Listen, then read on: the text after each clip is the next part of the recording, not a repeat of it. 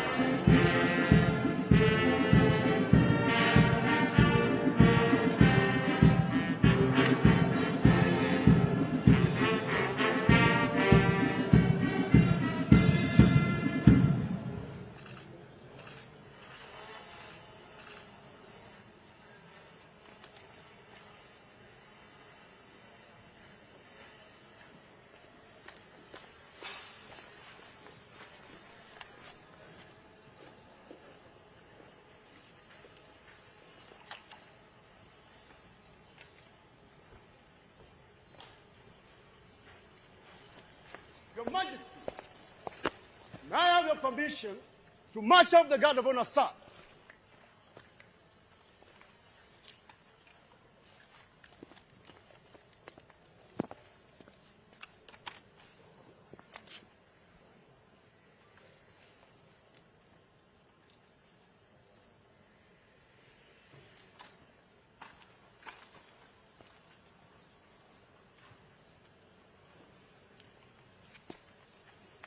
Guard of honor, shoulder up. Rear round, close, order, march.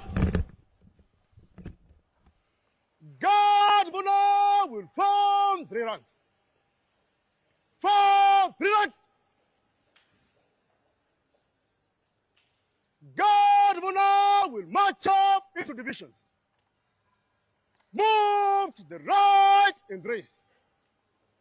Right turn.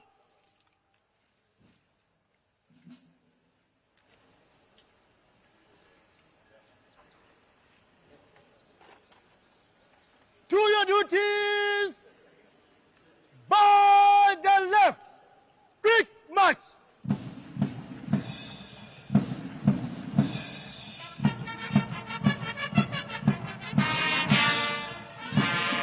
By the left.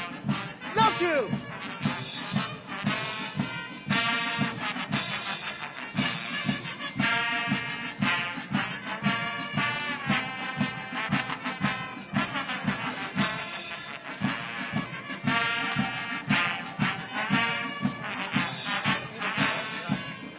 Number 1 Bishop, Will and Butt, left.